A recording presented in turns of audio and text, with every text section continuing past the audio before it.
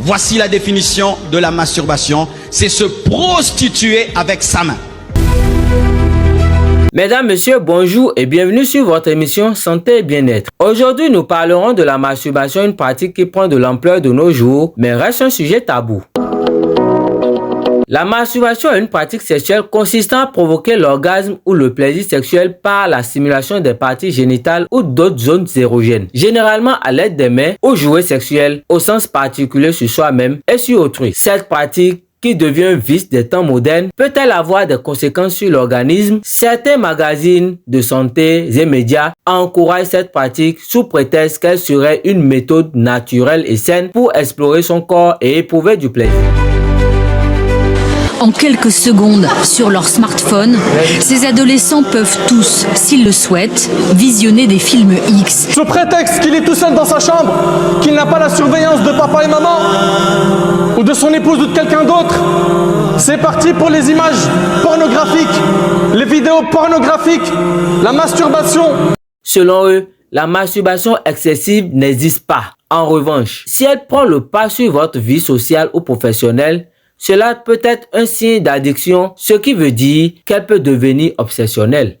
Alors, faisons une petite analyse. Si se procurer du plaisir par masturbation peut devenir une obsession au point d'impacter négativement sur la vie sociale ou professionnelle, cette idéologie des médias n'est-elle pas la source d'une mauvaise orientation? Ça devient plus qu'une drogue. Et comme il cardinal au pipi, tu es dans une prison des os. Tu te masturbes. Tu te masturbes. Je parle aux hommes qui sont ici. Écoutez-moi bien. Tout ça c'est quoi? La porno. La pornographie. Les garçons, vous aimez trop regarder la porno.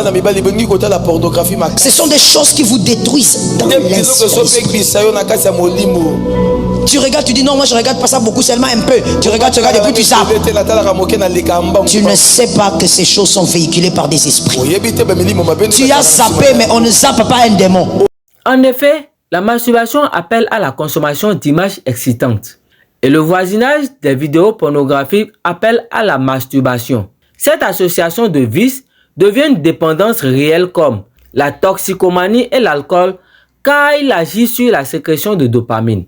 S'en défaire n'est donc pas facile. Pour mieux comprendre, que nous dit la Bible? La Bible interdit spécifiquement l'adultère, la fornication, les relations homosexuelles, l'inceste, la bestialité et la luxure, mais ne mentionne pas la masturbation. Or, la masturbation comme faisant partie des relations sexuelles entre des conjoints ne serait pas classée comme un péché. Mais la masturbation en dehors des relations conjugales est généralement un péché, en étant accompagnée de mauvaises pensées impures comme le fait de regarder la pornographie. Par conséquent, la masturbation est une mauvaise pratique à éviter. Nous devons demander à Dieu de nous renouveler et de nous fortifier. Cessez d'avoir des pensées indésirables. Arrêtez de faire recours aux films pornographiques pour faire face à nos émotions.